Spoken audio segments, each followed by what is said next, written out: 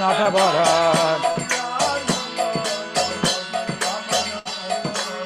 Shri Radha Vallabha Vrindavan Natavara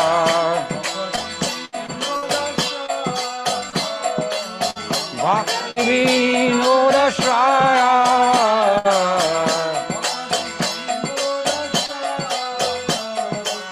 Bhakti Vinoda Shraya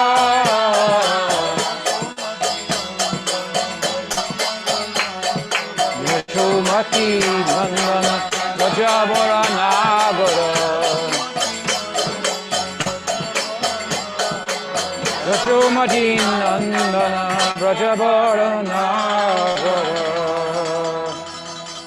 Shri Krishna Nam Sankirtan ki jai Shri Siddhaji Gopal ki jai Om Jnana Timirandasya Jnanandjana Salakaya Chakshurmilitam Yena Tasmai Shri Gurave Namaha Ajanolambita Bhujo Kanakavadato Sankirtanayika Pitaro Kamalaya Takshur Vishwambaro Dvijabaro Yugadharma Palo Vande Jagat Priyakaro Karunavotaro Vande Shri Krishna Chaitanya Nityananda Sahodito Godadai Pushpavanto Chitro Sando Tamonulo Vandeham Shri Ramakrishno Abhaya Charano Soko Sukado Paramanando Sundaro Subala Priyo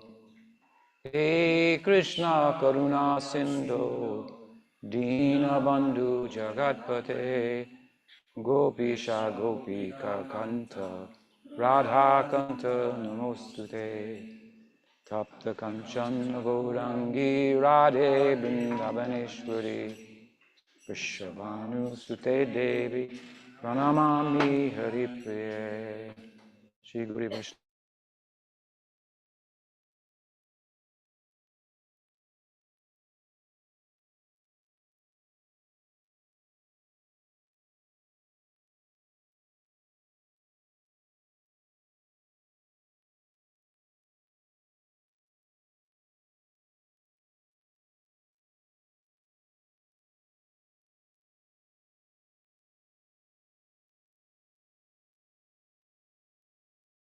tomorrow, and so the last class in our series.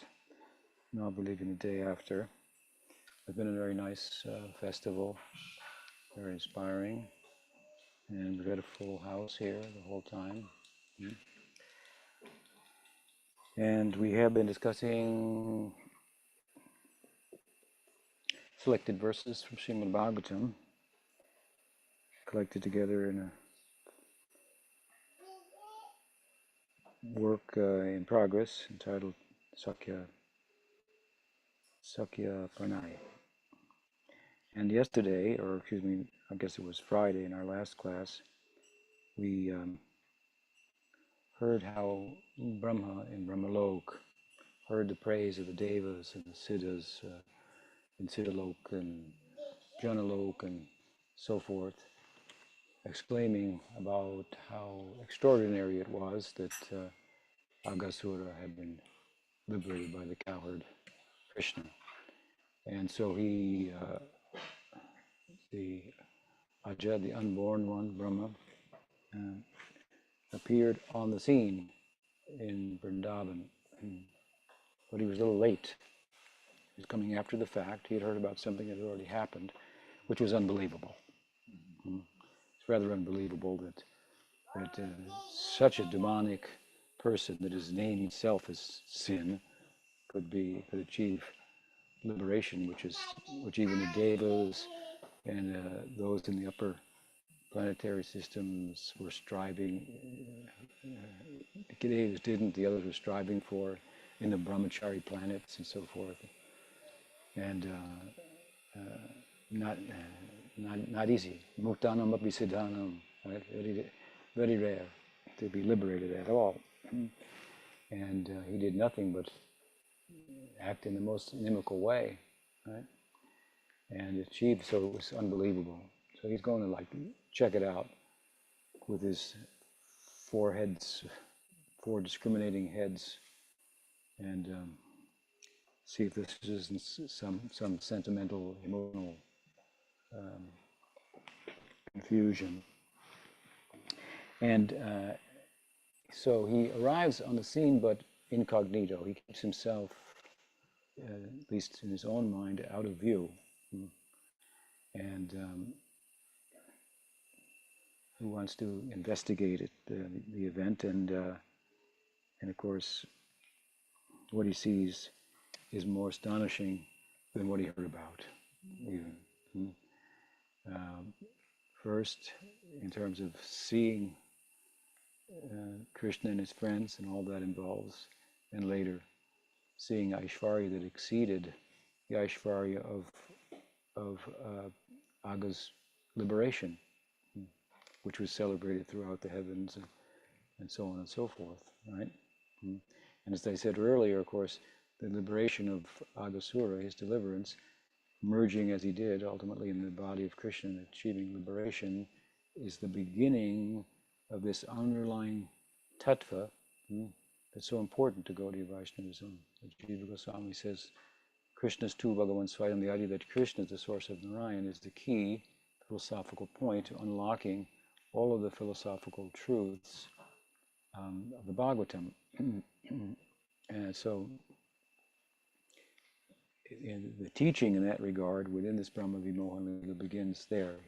Again, Aga entered the body of Krishna, and Krishna gave him a form like that of Narayan. So what's going on here? Because more characteristically, the thinking is that Krishna is one of the avatars of Narayan. He has many avatars. He resides in Vaikuntha, and every now and then he avatars. He crosses down into the world for some play, avatar Leela, and leaves some teachings and comes back, right? So what happened? So Brahma looked around, and what did he see first, right? However, Brahma arrived a little late on the scene, and that is, after the Atma of Aga had entered Krishna's body. Brahma concealed his presence, desiring to investigate the claims.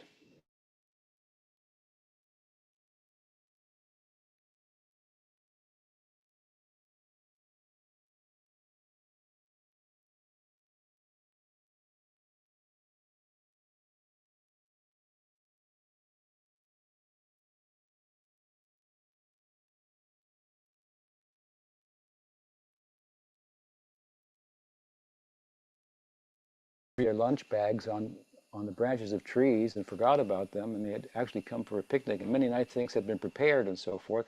So the Leela Shakti thought, we've got to keep this drama moving here, and the next scene is being delayed by their total absorption in the play, which was so extraordinary because, after all, as you remember, now they were out unchaperoned, and they were having a brunch and forget about lunch. They were going to be gone all day long into the forests, and so this is how Sakyarasa kind of bursts on the scene in the pages of Srimad Bhagavatam. If you understand it properly, you can feel how they're feeling, and as a result of their play, which has been described by Sukadeva, and how he's just fascinated by it, almost passed out seeing it and so forth. Leela Shakti, as I say, wants to move the drama along, so in comes Aghasura, who's a diversion. So they, well, what's this? It stops them in their path. They speculate about it. Curiously, they converse amongst one another. What is this? Is it a cave? Is it a serpent? Anyway, let's check it out. Fearlessly, they enter on the pathway of his tongue, and so on and so forth.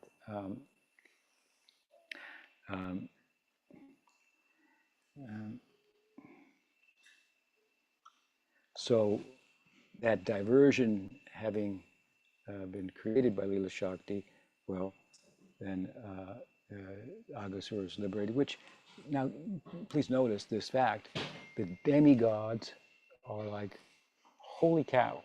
Mm. They're singing praise about it. It's going into the upper uh, uh, planets as well, where people are just absorbed in pursuing mukti. Mm.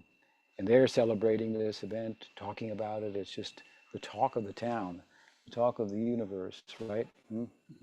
And how did the coward boys take it? They just took it in stride. That's what he does. Mm. Yeah. Let's take lunch. Right? So this is, it's even more bewildering. They're not like, oh my God, paying obeisances to Krishna and staggered by what just happened and so forth. They're going to sit down and take lunch and carry on. Hmm? So this speaks to us about the measure of their prema, right?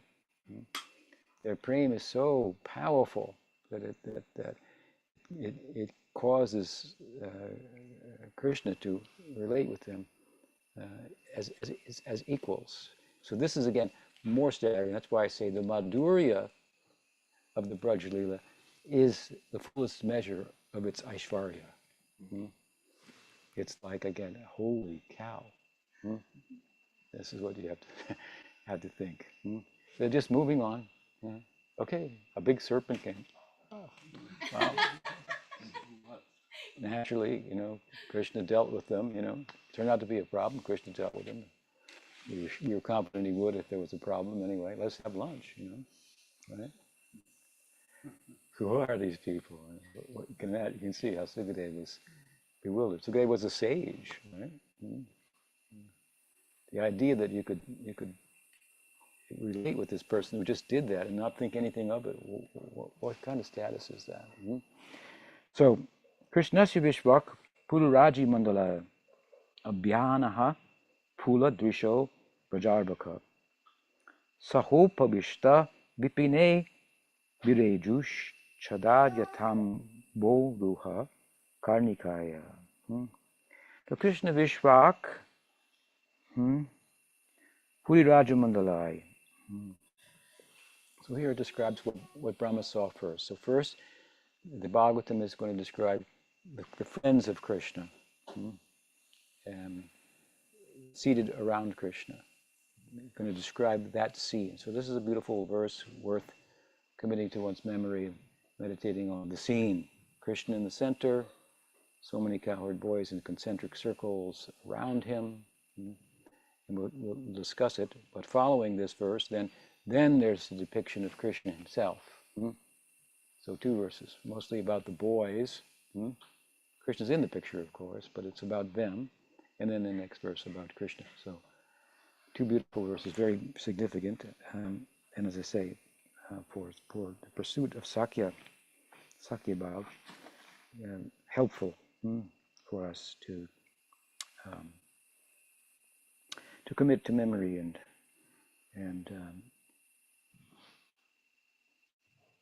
this is called Mantramayi Upasana. So what's happening? Krishna Vishwak Puri Rajamandalai. So deep in the forest, in the heart of the forest, the boys sat, like I say, Rajamandalai, in like concentric circles around Krishna, compared here to petals of a lotus that he was the whirl of, the center of. He's the Karnikaya. So at the heart of the forest, the boys sat in concentric circles, resembling the petals and leaves of the lotus around its whirl, and that whirl was Krishna. And now the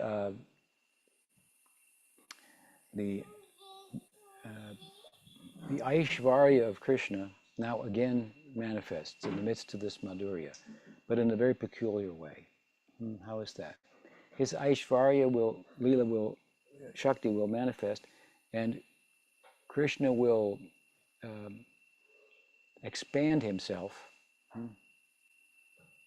such that regardless of where you're sitting in concentric circles around the whirl of the lotus that is Krishna, it appears to each and every boy that Krishna is sitting next to me or across from me, and looking just at me.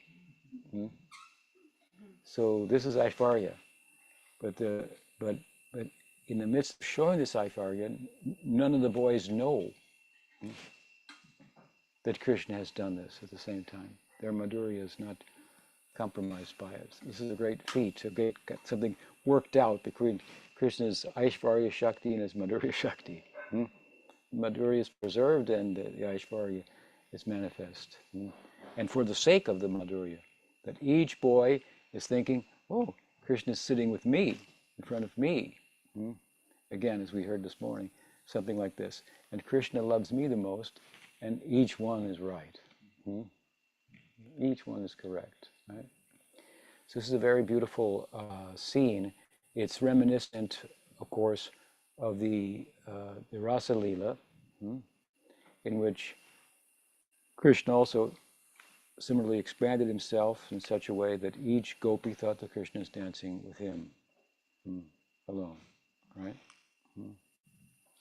So here we find it's a similar expression of this unique combination of the Leela Shakti, or excuse me, Madhurya Shakti and Aishvarya Shakti with regard to Sakhya-rasa. And interestingly, this this scene, this verse has come to the mind of Krishnadas Kaviraj Goswami in the midst of his Gaur Leela narrative in Sri Chaitanya Charitamrita. There in the 11th chapter of the Madhya Leela, it's called Veda Kirtan, pastimes. The associates of Chaitanya Mahaprabhu have arrived from Bengal, and Ramananda, who is in the south, has arrived, and he has met Mahaprabhu. Mahaprabhu introduces him to the different devotees from Bengal, and they immediately take some prasadam, which startles Raj Prataparudra, because typically there are some rules. You come to the holy place, you shave head, take bath, and so forth, and only after that take prasadam. They didn't. They immediately took prasadam, and so Sarvabhauma, who had been enlightened by now,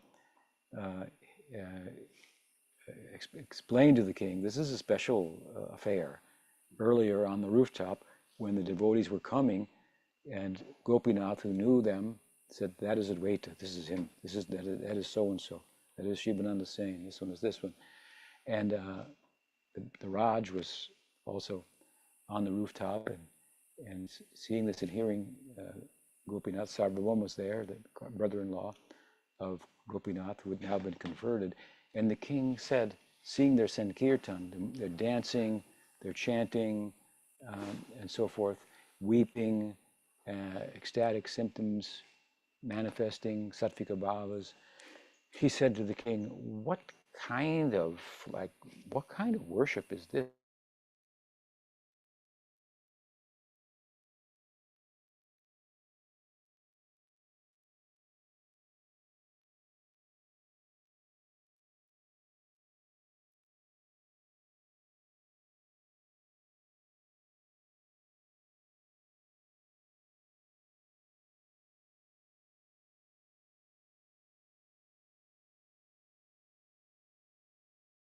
Madhva, Shankarites are there, the Govardhan Math of Shankar is there, they're the pujaris in the temple, they have a certain idea who he is, and so on and so forth.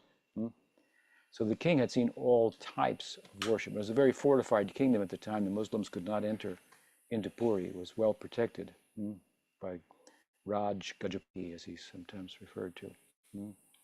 And so he had never seen any worship like this. This was a off the map, so to speak. So you have to understand, as Chaitanya Mahaprabhu was creating a revolution, even in Nadia earlier, his Nam Sankirtan, the house of Srivas Thakur, going on into the wee hours of the night, was disturbing the Hindus so much that they complained to the Muslim ruler. These people are like, they're singing the name of Krishna out loud. That shouldn't be done. Its power. Because unqualified people will hear it, and so on and so forth. So even in Nadia, Therefore, what do we say? What do we say about this? Even in Nadia, they did not understand this. And when he came to Jagannath Puri, the king had never seen any this kind of worship before. What are we to understand? Goloker Premadan, Harinam Sankirtan, Shri Narottam Thakur, Ki Jai. It came from Goloka. He came from Goloka, Krishna himself, and he's giving out his name in Nam Sankirtan. In fact, how did the Sarvabhauma reply to the Raj? What kind of worship is this? He said, this is, what did he say? Prem Sankirtan, Chaitanya Shrishti. This is called Prem Sankirtan, and it is the Shrishti, the creation of Chaitanya. Chaitanya Shrishti. It is the method to the madness of his intoxication and love of God that he's giving out everywhere, right? And here, his intimate associates from Nadia coming, and the king is seeing this, and he's startled by it, right? And so he has further questions. And then, okay, they're doing this Prem Sankirtans, the creation of Chaitanya. He's here in our midst, the young boy. He's very fascinating. And you've been converted by him. The Sarvabhauma was the guru of the Raj. The Raj has a desire to meet with Chaitanya Mahaprabhu. So I believe it is in this chapter of the Vedic Kirtan that this is first proposed. The king wants to meet with you. Ramananda put in a few good words for him, because after all, Ramananda had been transferred to Jagannath Puri just upon hearing that Chaitanya Mahaprabhu had a wonderful relationship with him, with all expenses paid, and a commission, a pension, retire, live here in Puri. Chaitanya Mahaprabhu likes you. All your expenses are paid. You have a commission for your whole life. Just write poetry, whatever you do. They wrote Jagannath Balavanataka, Rasik Kavya, poem about Jagannath. So he's introduced to the devotees, and of course, when the idea comes up, the Chaitanya Mahaprabhu, the king is a nice devotee. He would like to meet with Chaitanya Mahaprabhu. Is the antithesis of a king, as a yati, as a sannyasi. He's a renunciate. The king represents, he's the personification of worldliness, right? Enjoyment, so forth. So Mahaprabhu very strict in his observance of sannyas, which was taken, which is the vow of which was accepted as a tactic to assist him, to serve as an assisting role in his wide-scale dissemination, and also in which involved him setting a particular example. This is his Acharya Leela.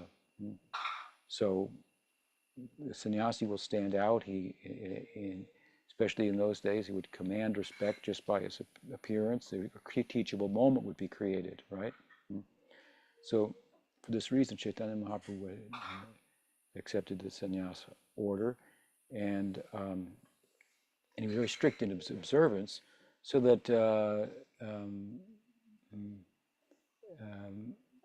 reason that he accepted the vow would not have gone in vain, because if his adherence to sannyasa, and he was just a young boy, he's only 24 years old. It's not typically the time to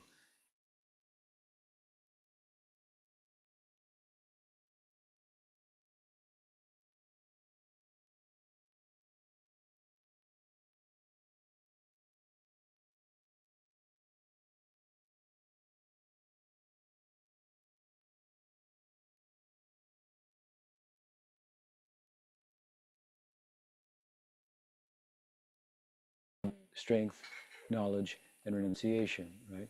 So in 3 of the faces of Bhagavan, Bhagavan Narasingha, Bhagavan Ramchandra, and Bhagavan Narasingha, Narahari, we find the 6 opulences are manifest. Not in all the faces of Bhagavan, but in these 3, and in an ascending order of magnitude. Nrsimha was apparently quite beautiful, seen through the eyes of Prahlad, right? Beautiful for taking away the intestinal uh, anarthas and aparads of Hiranyakasipu, right? Of course, now Rupa Goswami has explained this in Laghu Bhagavatam. He doesn't mention Chaitanya Mahaprabhu, but of course you're right about Chaitanya Mahaprabhu, right? All the opulences. But here we find, with um, regard to his knowledge and vairagya. The vairagya accompanies knowledge. As I said earlier, if you know that your pursuit of enduring happiness will not be attained in relation to things that don't endure, well, then you renounce those things. That's knowledge. You detach from those things. Right? You look elsewhere. And where shall we look? We shall look within. Mind the inner world. As I often say, go within or go without. That's your choice. Right? That sense of I that arises from my sense of being, that's derived from my sense of having for what I own, is vacuous. It's empty. You don't own anything. Nothing belongs to you. So the I that arises out of your my, as I would say, this is my house, my car, my family, my all the things that are your my, put that all together, and you've got your I. You understand? Who are you? Oh, she is the husband of so and so. This is her children. This is what she does. So your my is your I. So, and nothing is mine, right? So the I, that being again, derived from a sense of having, is vacuous. It's empty, right? You already be. You already are. And there's nothing that you need to add on to your life to be more. You have to plumb the depths of your being and uncover it, uncover the fact that you're the servant of Hari. Jivara Swarupoi, Krishna Nityadas. What is the beauty there and the prospect that lies in that, right? I think we're seeing an example of that in the form of Sakyarasa. So Chaitanya Mahaprabhu, he was very detached. Of course, he was Nimai Pandit. He made big scholars in Nadia look errant. But that was prior to his manifesting himself as a Vaishnava. When he manifested as a Vaishnava, then he gave up the scholarly pursuits, right? Absorbed himself in hearing and chanting, weeping, and so on and so forth. But that is the end of knowledge, right? That is, as we've already explained, loving is the end of knowing, right? Is the fullest expression of knowing. So he had the corresponding detachment, and this manifests in the context of the Leela, where he had taken sannyas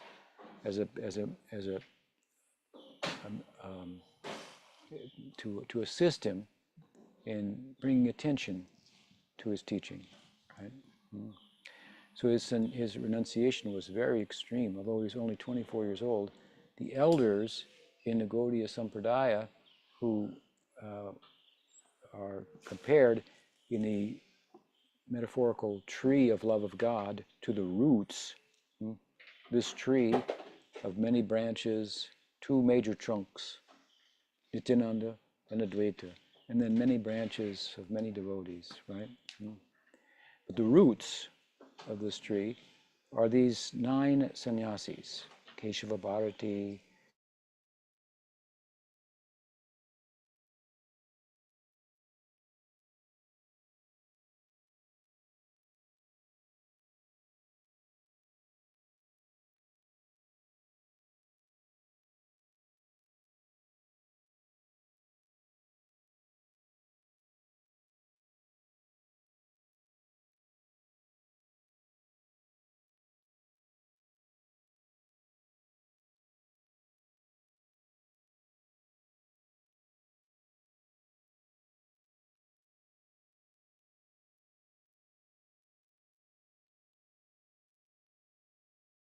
root of Nirvishesh Brahman.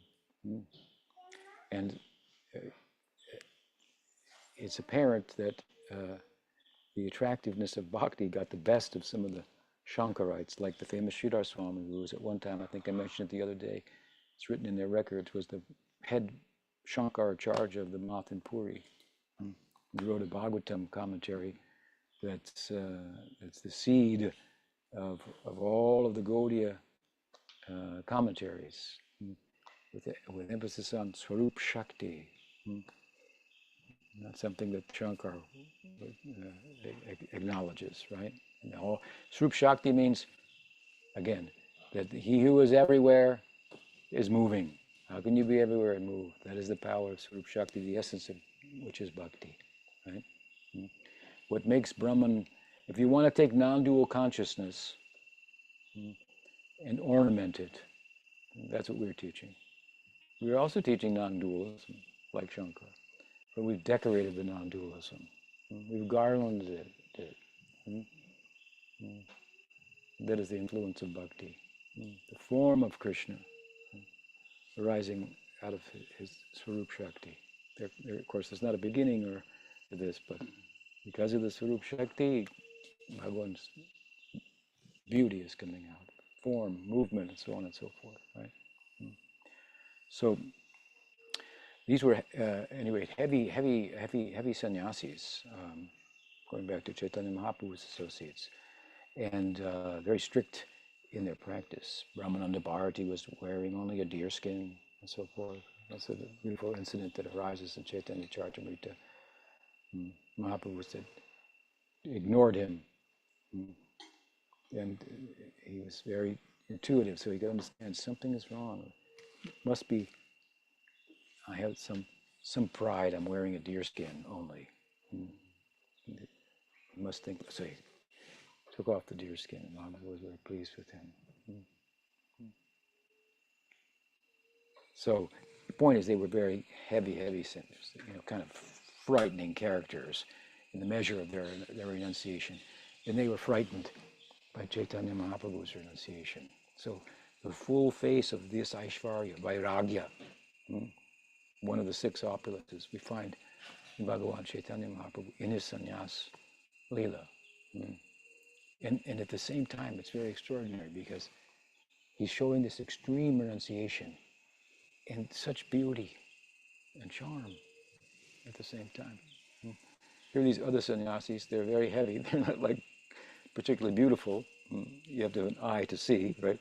But Chaitanya Mahaprabhu went to the ordinary eye. Gaur Sundar, Ki Jai.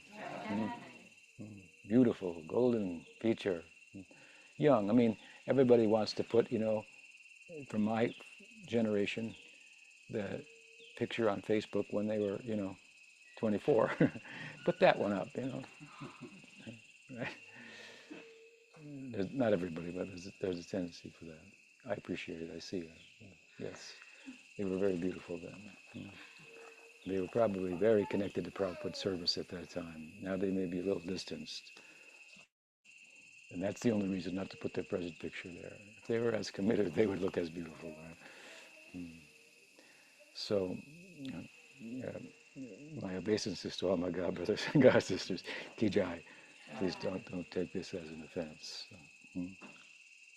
But there are distractions that come, right? And for that we need sadhu sangha, to keep us on course, right? When I was young in Prabhupada's mission, and I joined, I didn't have any background of education or work background, and my life really started with meeting Prabhupada. And when I joined a traveling party. It was in the Santa Cruz Mountains, and we were there for I think 3 months, and then Prabhupada came to Los Angeles, so we went to see Prabhupada. They took me to meet Prabhupada, of course, and I had such high. I held the devotees in such high esteem, all of them. They all seemed very much more accomplished for me, more educated, more talented, and so on and so forth. So I took up the service of distributing Prabhupada's books because I thought, well, I can do that. I can talk about this to Krishna. I'm inspired. I can talk about it, so I'll go out and talk about Krishna.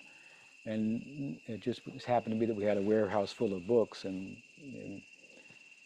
not too many devotees could figure out how to sell them. They were just piling up and so forth. So, I mean, I didn't know all that, but I thought, okay, this is something I could maybe do. Talk about the philosophy that that's brought me here. Hmm?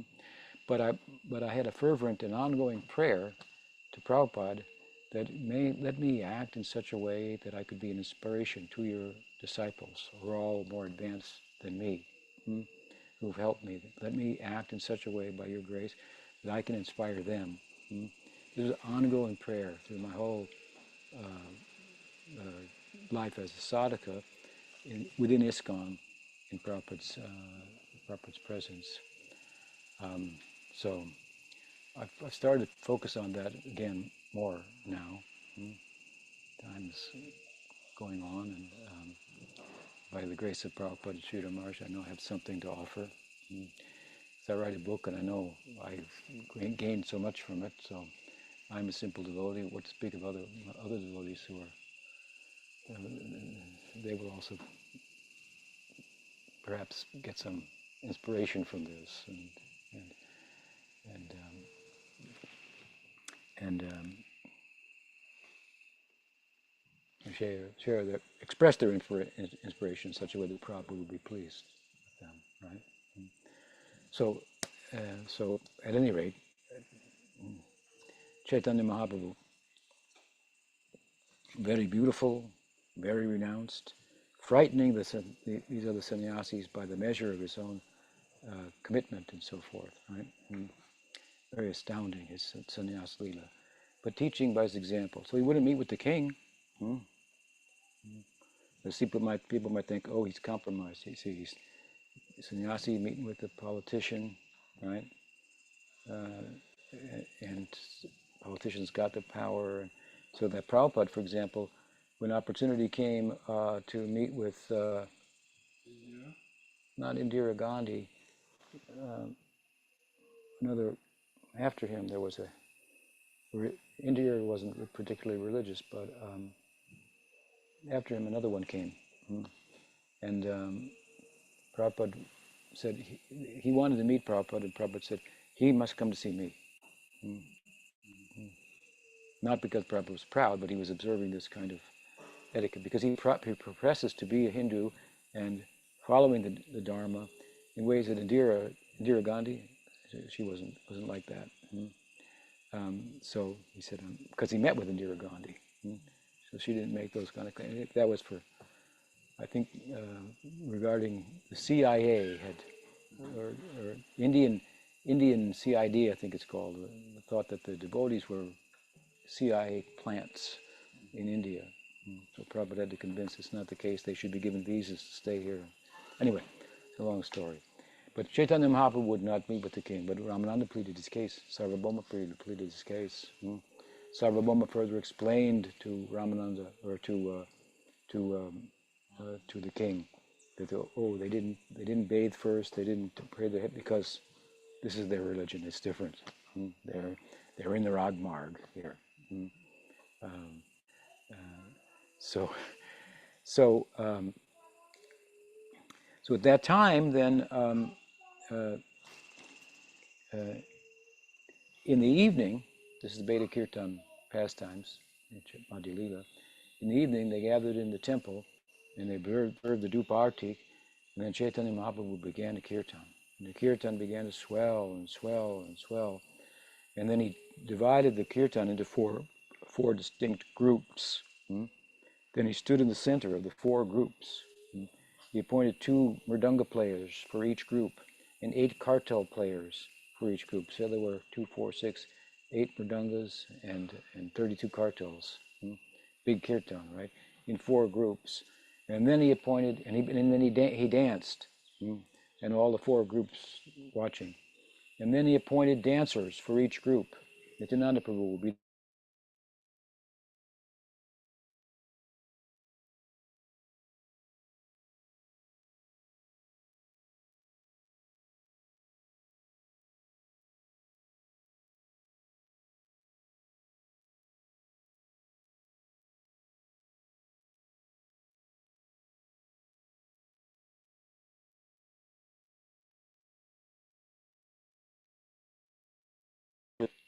centered around Chaitanya Mahaprabhu who's dancing. Hmm? Does it remind you of anything? Hmm? The concentric circles, right? So then, of course, Krishnadas says, then Gaurasundar performed a miracle. Hmm? What is that? How can I explain it? Hmm?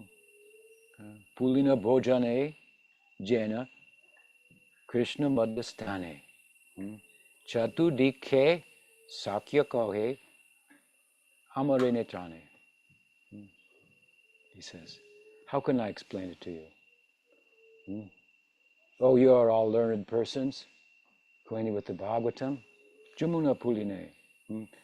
Puline bhojane. They having a bhojan, having a picnic, bhojan, to enjoy, it means to eat. Pulina bhojane. Having a picnic on the bank, Pulina, of the Jamuna. He takes us to the Bhagavatam. There on the bank of the Jamuna, this is the verse we're reading. Having a picnic, Krishna, Madhya, Stani. In the Madhya, in the middle, standing, is Krishna. It's like a lotus. Right? And Chatudike, in all directions, from all sides, Sakyakahe. The boys said, Amare Nitrani. Oh, he's looking at me. Amare Nitra. He's looking at me. He said, this is what happened. This is the miracle. Chaitanya Mahaprabhu expanded himself into each of the groups, each of the four groups, and each of the devotees who were dancing around the center figure who was dancing, each thought Chaitanya Mahaprabhu was looking at me. Haribol! And each one was, imagine, was right. So he said, he gives us this reference, right, to Sakyaras Leela. And Brahma saw it, how astounded he was. And then so what was he seeing, of course? He was seeing the Ashraya Lambana and their Anubhavas and their Sattvika Bhavas, ingredients that we were hearing about this morning of Bhakti Rasa. Bhakti Rasa is Bhakti, the Bhava, a particular Bhava, like Sakya Bhav, Madhurya Bhav, Vatsalya Bhav. This Bhav is the goal of sadhana bhakti. Sadhana bhakti means we practice the limbs of bhakti, we engage ourselves in them, because we've seen an example of that in our Guru and the Vaishnavas, and we're inspired by that, and we've heard the teachings that underlie that practice, and our faith has been captured. And so we engage in the practices, and we don't have bhava, that our practice is not arising out of ecstasy and spiritual emotion, but it's arriving out of the things I just described. And then sometimes we get an abhas. Abhas means like a shadow. We come to a festival, and many devotees come from different parts of the world. And then there's kirtan in the morning, and then there's a reading in the morning, then there's Mahaprasadam, then there's a kirtan in the mid-morning, and then there's a meeting and a discussion, and then there's prasadam, right? Then a little rest. Then there's meeting again in the evening. There's kirtan, and then there's discussion, and it goes on for days.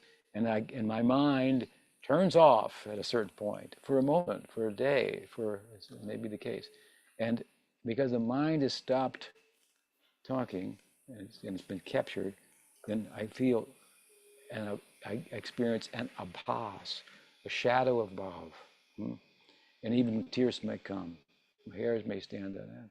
I feel ecstasy, and I know I'm doing something that's out of this world. That's what ecstasy means, right? Out, beyond. It may have through the sense, but it's beyond the ken of the senses, beyond what can experience by the senses touching the sense objects, which are. I grabbed it, but it disappeared. I grabbed it like in a dream, or not only disappeared, it transformed. I married a Prince Charming, and he turned into a couch potato.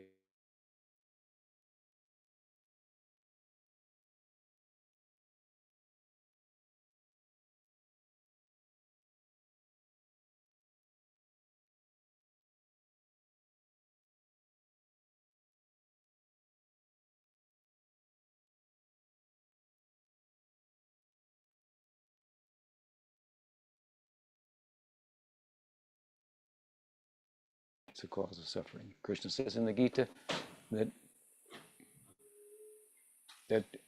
suffering is born from the womb of material attachment. Of course, our way of overcoming that is attaching ourselves to Krishna. It's positive. We don't practice vairagya as an anga of bhakti. Yes, Chaitanya Mahaprabhu showed that opulence. It was present in him. But as a teacher, we can understand, it was arising out of the context of his practicing bhakti, because he got a higher taste. Raso varjam rasopiyasya param drishtva nivartite. He got a higher taste, so he could leave the lower taste. There's great prospect in such gatherings as this, to get a higher taste. While we are alone sitting and chanting, it may be more difficult till we make progress. So we get together with others in Sangha, and hear from sadhus, right? Become attached to that. It becomes something that we work our life around, opportunity to meet with our Sangha and hear and so forth. And there's great prospect in this to experience some abhas, some bliss, some ecstasy. And this is very confirming, right? The philosophy is confirming to an extent, but this is more confirming. It's like you take enough psychedelic drugs, you get it burns out of place, and you get like, what do you call it, like flashbacks, over time, you will just think of that time. I was at Ratha Yatra and I experienced Satvika Bhav, and then Satvika Bhav will come. And this time, eventually a whole antakarana, we heard this morning, whole antakarana, the subtle body, becomes, Bhav is riding on that. It rides on that. It takes over the antakarana. That's how the sadhaka deha becomes spiritualized, because the sadhaka deha, the material body, the physical body, the gross body, is an outgrowth of the subtle body. When the subtle body is arrested by bhava, to that extent, the gross body becomes, as Mahaprabhu said, chidanandamoy. It becomes spiritualized.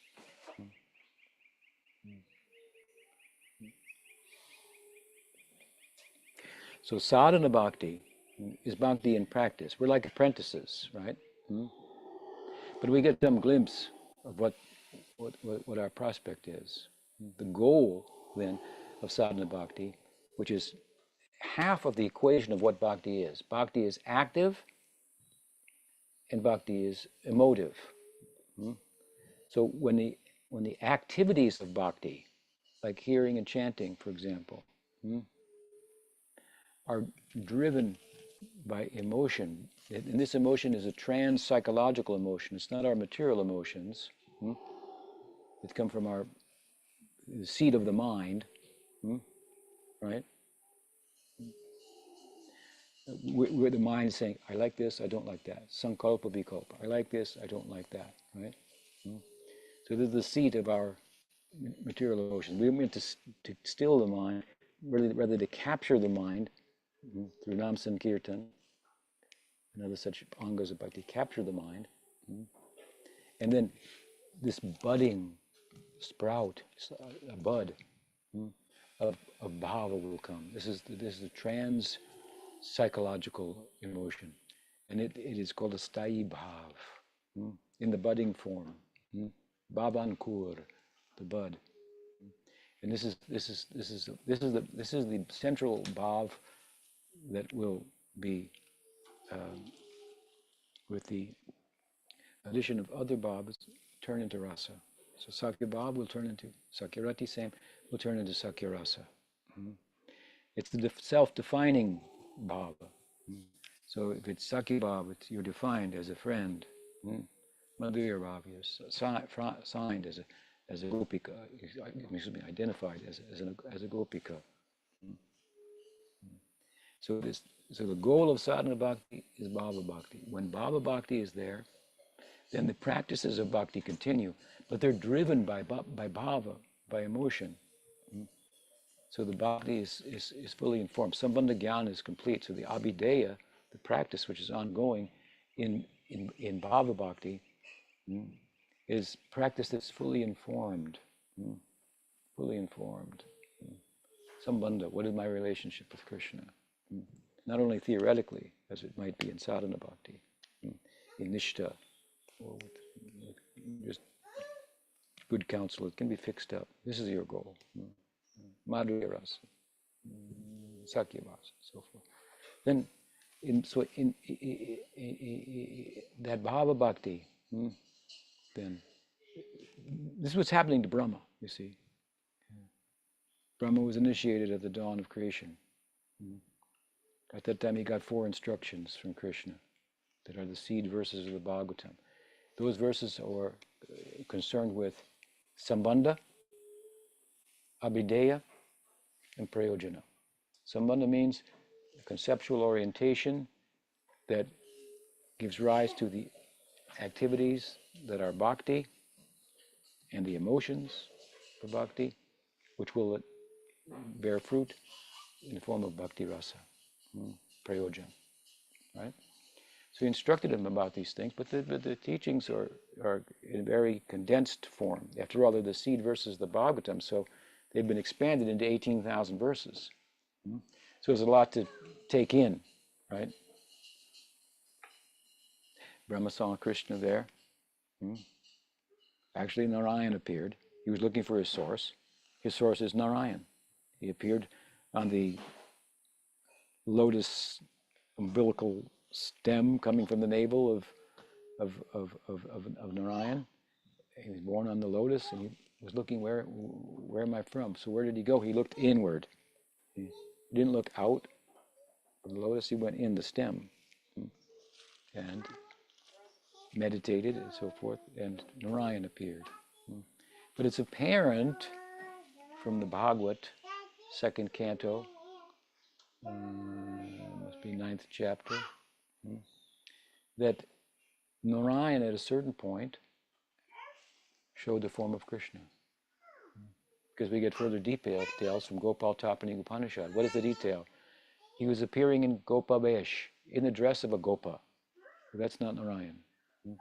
So at a certain point, Krishna, or Narayan, appearing as the source of Brahma, showed himself as Krishna.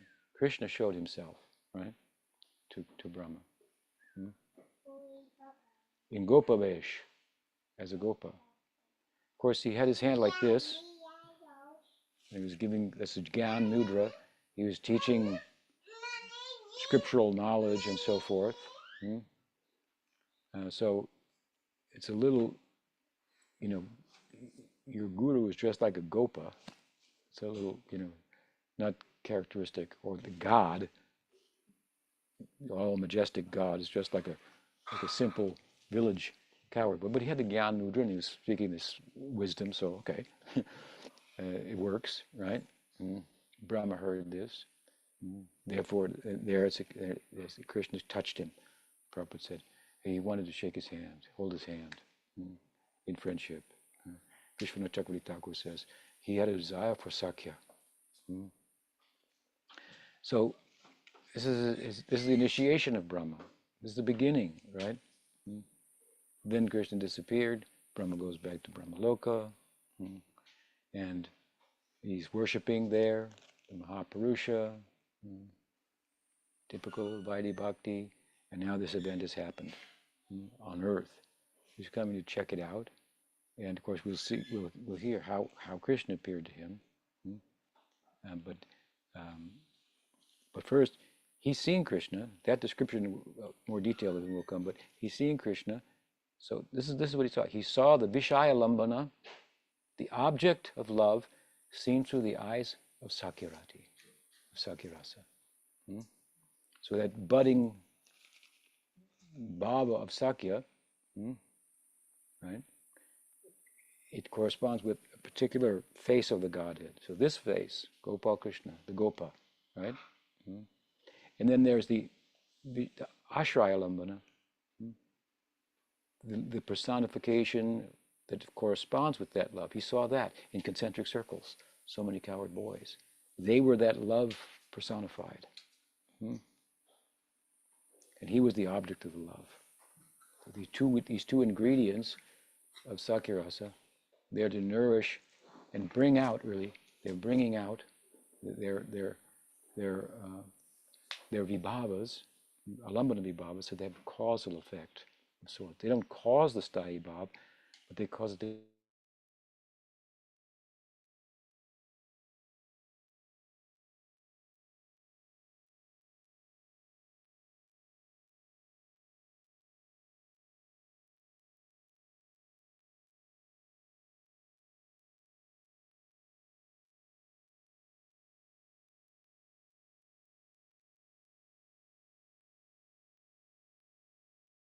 flute, his stick, and also Udipana Vibhavas. He sees these Vibhavas, Alambana Vibhava, Udipana Vibhav. He sees the Anubhavas. What these boys are doing. What are they doing? Oh, they're making plates. Some boys are collected the lunch bags that were hung on the tree. Others are now they're making plates. They're collecting leaves and sticks and flowers and other things, rocks, and their artistic ability to create, to lay out the picnic scene with it's just fascinating, very charming, very fascinating. They're making like, the Raj Thali, golden silver plate or something look like, should be thrown in the garbage. With the artistry with which they're able to create from the forest and weave together leaves and plates and just setting the table. That's what I want to say. They've set the table. And opening the bags, and each one's got his bag and opening, and then of course this is all anubhavs, right? So many, and then each boy is opening the bag, tasting something. If it tastes so good, before swallowing it, he takes it out and puts it in Krishna's mouth, who's sitting right in front of him, of course, for each boy, right? He puts it in Krishna's mouth. Next best he tastes, once he tastes, it's second best, he puts it in a friend's mouth. Third best, he takes that one. Meanwhile, each one is doing this, so each one has different preferences, which is best, and so forth. So it's all best. Every preparation made by Yashoda, Rohini, is the best. An unbelievable feast. And Brahma is seeing these anubhavs, and they're sattvic bhavs, right?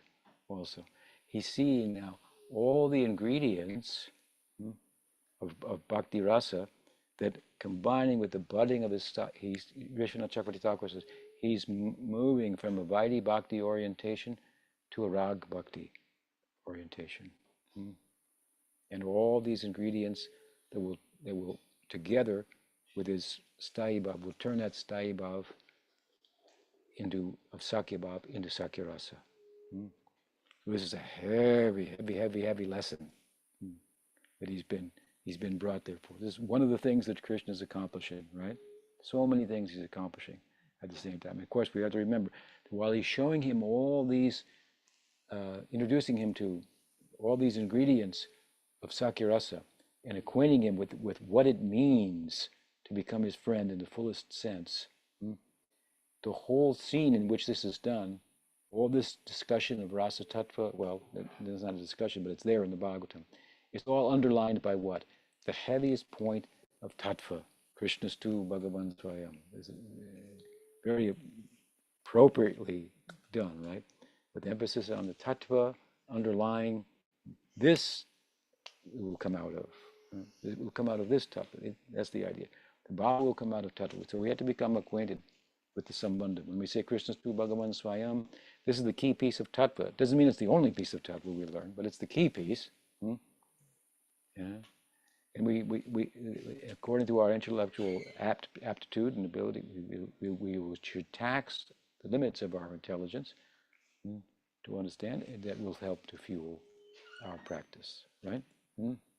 So he's seeing all these things in the behavior of the boy. He's seeing now the scene of the picnic, and it's turning into hasyarasa also.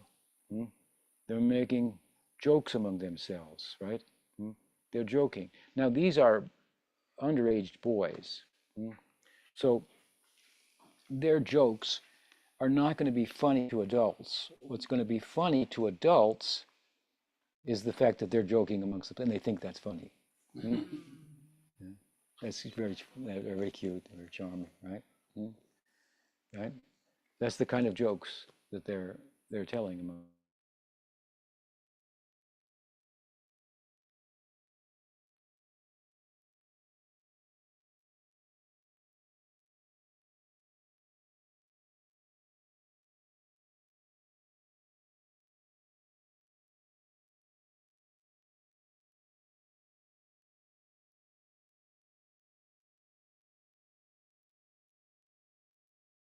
get on a bullock cart and go around Govardhan Hill for Govardhan Puja and so forth.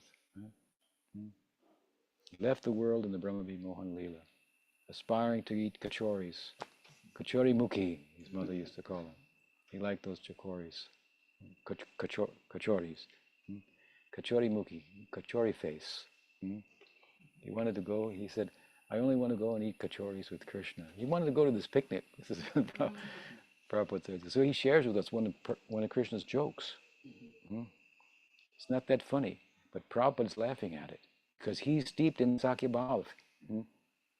Like I said, looking at it from outside, well, the boys are funny there, but Prabhupada's actually finding it very funny. He says that Krishna saw a bumblebee, right, swirling around, and he came in a group, and he came and started buzzing around Madhu Mangal. Madhu Mangal, as we know, the one Brahman amongst all these gopas, right? And so Krishna says to the bumblebee, you shouldn't bother him, because he's a Brahman, and so that's like you're going to commit adharma by offending him. And all the boys are laughing.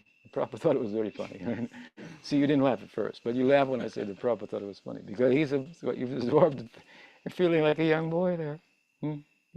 He's laughing about that. He couldn't check himself, so he wrote about it. And all the boys are laughing. Yes, the bee is being adharmic. Of course, it's a joke on Madhu Mangal too, right? Who thinks himself a very, very Paka Brahmin, and everybody knows that, that's a joke in itself, right? So this is what the scene that Brahma comes upon. And now I will go, this is to the next verse where Brahma beautifully, describes Krishna. Another very significant verse for us. Bibrad Venum Jatara Pratayo Shringa Vetrit Ka Chakakshe Bame Pano Masrina Kavalam Tu Palani Angulishu Tishtan Madye Swa Parisuhiro Hasayan Nama Bisai Swarge Loke Mishati Bhubuje Yagyabhug Balake. So Sukadev says that he who is typically revered as the enjoyer of divine sacrifices, Yagyabhuk. So Yagyabhuk, this is he's describing the Mahapurush. Mahapurush is described as the form of Vishnu that resides in Brahmaloka. Sanatana Goswami has written about this in Brihad Bhagavatamrita. So Gopakumar came to Brahmaloka. Brahma leads the worship of this Mahapurusha form, big form. Eyes, heads, hands, everywhere. Mahapurusha. He's worshipped with reverence. Food is offered like this. Most everybody has quite a distance between themselves and the Mahapurusha. He has a similar complexion to Krishna. He has saffron, gold colored cloth as well. Similar, but very different. Very awe-inspiring, right? His eyes are everywhere. His hands are everywhere. Vishnu means all-pervasive. He's everywhere. He's residing in a form in Mahavishnu that's actually everywhere. And we're standing before him making an offering. I mean, he doesn't sit down and eat with us at the table, but we make offerings, sacrifices, and so forth. And so he seems to eat through sacrifice. He eats sacrifice. And we make the sacrifice. There may be some bhog in it, but that's just, he's eating the sacrifice. It's clear what he's eating is the sacrifice. The Mahapurush. Brahma is, of course, the most intimate of all the devotees there with the deity, Mahapurusha. So sometimes the Mahapurusha takes him on his lap. Sometimes. But then he speaks to him about the Shruti, some advice, something like that. This is his relationship. This is the Yagyabhug, who eats sacrifice. That's what he eats. So this verse says, Bibrad Venum Jatara Patayo. He was carrying a flute. He saw Krishna. He was holding a flute. Vibradvenum. Jatara Patayo. And it was tucked between his belly and his blouse. Tucked in there to protect it, right? And Shringavetre Chakakshe. And he had a horn, right? And so, we'll go on, but he says that he who was typically revered as the enjoyer of divine sacrifice, Yagyabuk, was looking like this now. Very different. He who was Yagyabuk. Sukadev knows who he is. This Yagyabuk was finding delight in the simplicity of Balkeli. Balakeli. Balakeli means childhood play. This is a verse that Rupa Goswami cites later on, or I should say in Bhakti Rasamrita Sindhu, when he describes the very section of Krishna's age that these Leelas are manifesting in. That's called Shesh Kumar, as we know. Shesh Kumar, the end of his Kumar Leela. It's the Sandhyam. He's transitioning into boyhood. So he says, there's the Yagyabuk, and then there's Balkeli. This playful child just turning into a boy, and he's got a flute tucked between in his belt, and he's got a horn and carrying a flute tucked in the fold between his belly and his blouse, sporting a horn and herding staff secured in his belt, and clutching yogurt rice mixed with fruit fragments in the fingers of his left hand. He stood among his companions. Amidst joyous camaraderie, he amused them, weaving a tapestry of original jokes and playful antics. This is how Sukadeva says, this is what Brahma saw. This is a very beautiful and compelling vision. And it's contrasted with the Yagyabuk, who is the deity that Brahma's been worshiping. And so Brahma doesn't know yet Krishna's tu Bhagavan Swayam. Again, he saw Narayan. He had the darshan of Narayan. Narayan appeared in Gopavesh and gave him Upanishadic instructions. So he's thinking, well, Krishna's some face of Narayan, one of the faces of Narayan. And through that face, he instructed me. And so he's back to Brahmaloka, and he's worshipping the Narayan in the form of Mahapurusha in Brahmaloka. Now something has happened on earth. That Krishna has come to earth. There's a story about this in the Purana, that Brahma was doing a yajna in Brahmaloka, and he reached the portion, the stage where he needed assistance from his wife, but his wife was somehow preoccupied, and she couldn't come there, and it was a problem. He needed a wife, so he said, I got to get another wife. So a cowherd girl from the Braj was kidnapped. Her name is Gayatri. She was brought, and she married. She was forced married to Brahma. And of course the Braj people all complained. What's this? Someone has come and stole one of our girls. Where'd she go?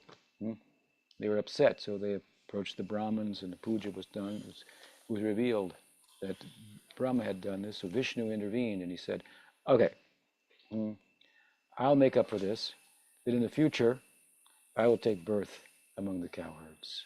And when he took birth among the cowherds, that Brahma Gayatri, she incarnated as Kam Gayatri. Kam Gayatri.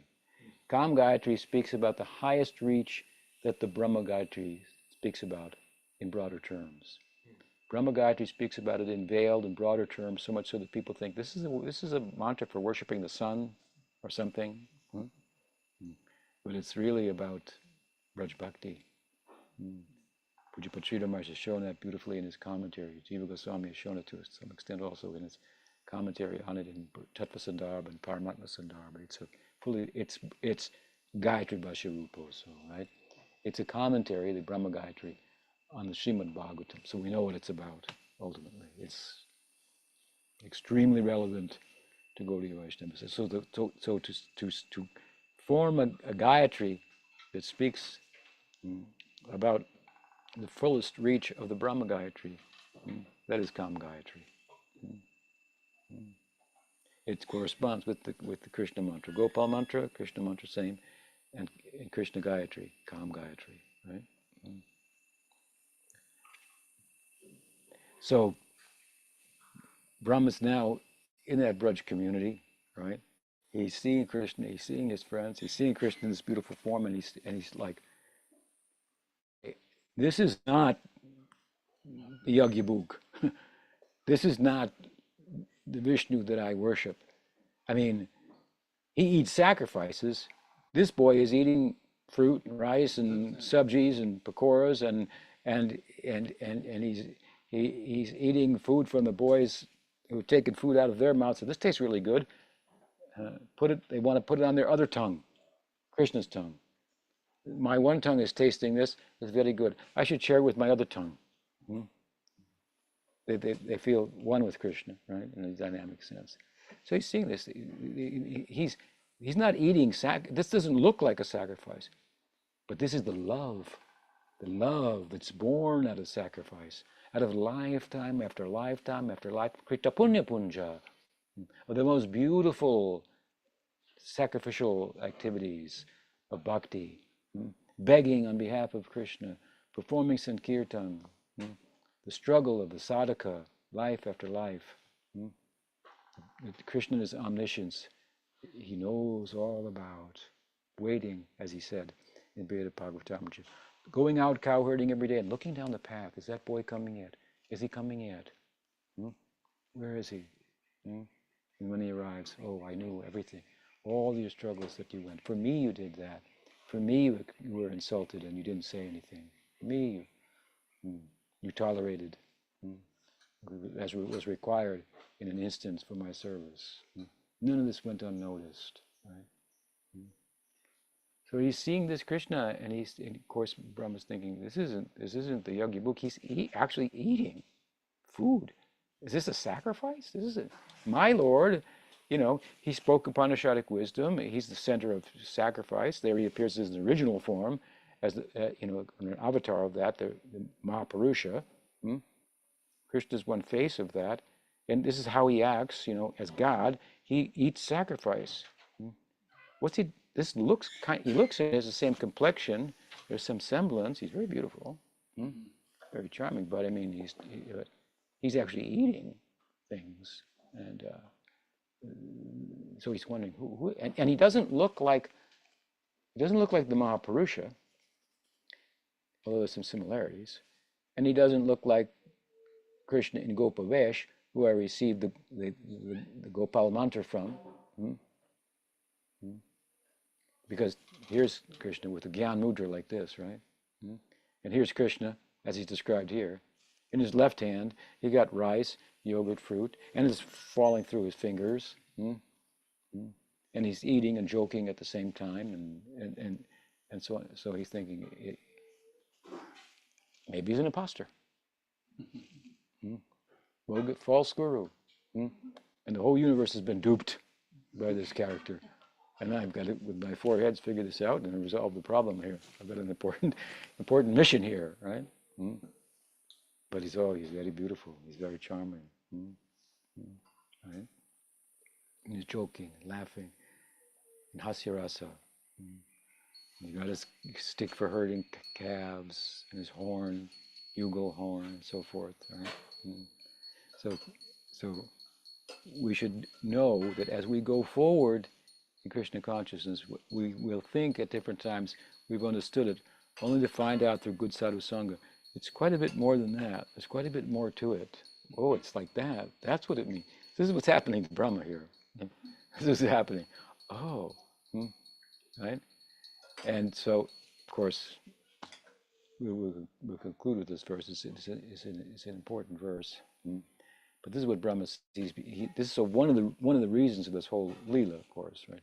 To give Brahma this is ideal. Do it in a public way, so that all of us can benefit from the lesson that he learned. Of course, the Leela will go on. from this verse. We won't have time because this is our last class, and there's two more verses in this particular chapter where we go to what Brahma sees then after the subsequent display of Krishna's Aishvarya. You think I'm an imposter? You think I'm not the Mahapurusha? Watch this. There are Mahapurushas emanating from me, millions of them, right? Right?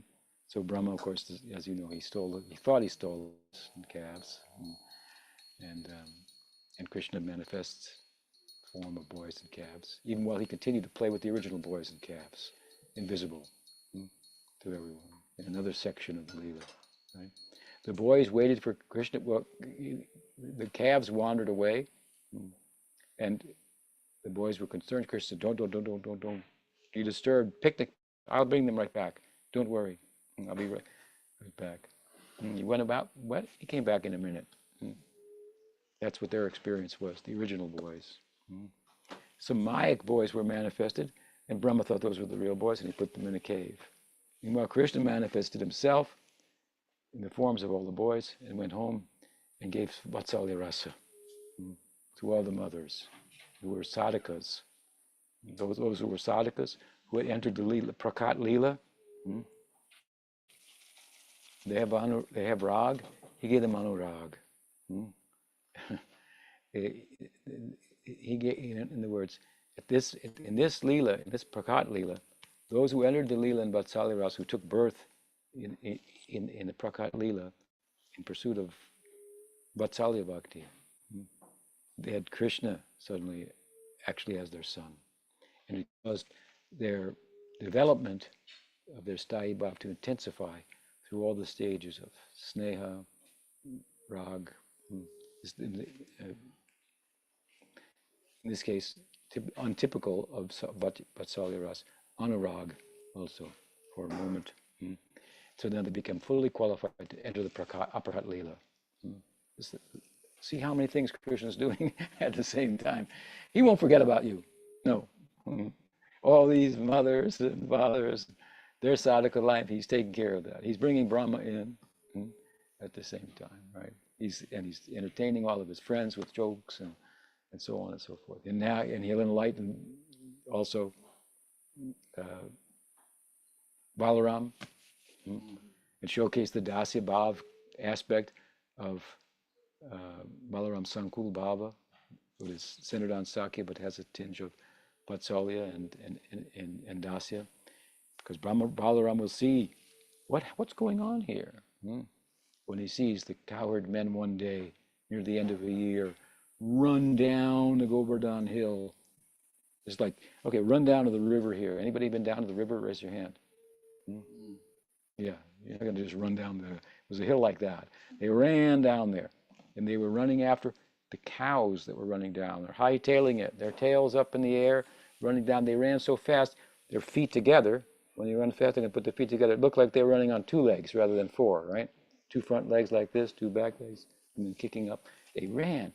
And Balaram's looking like, what the heck is that? What's going on? And then, of course, when like some emergency, and when they get to the bottom of the hill, there they saw their calves, there they saw their boys, and all their apprehensions went away, and their ecstasy was apparent to Balaram. So Balaram, he could understand something special is going on here. What's happening? Gradually, then it became revealed to him.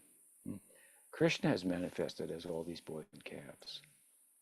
Oh, and that day that I didn't go out picnicking with him because I was held back by my parents, boy, I missed a lot.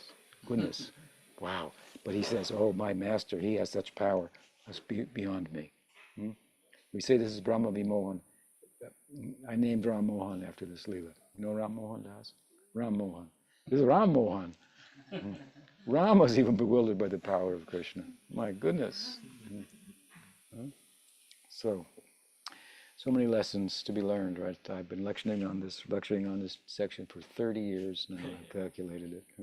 My first recorded lectures on Brahma Vimohan Leela. So we went through a little bit of it. There's much more, but we have more time, more festivals to hold and to attend. So we hope that we'll all meet again sooner rather than later. Kantaraj Srimad Bhagavat ki jai, Shishi Dauji Gopal ki jai, Gaur Bhakta Vrinda ki jai, Gaur Premanande Hari Hari Bo, Vanchakalpatarubhyascha, Kripa Sindhuve Vacha, Patitanam Bhavanebhyo, Vaishnavi Namaha, Anantakodi Vaishnabrindo ki jai, Gaur Premanande. Guru Maharaj ki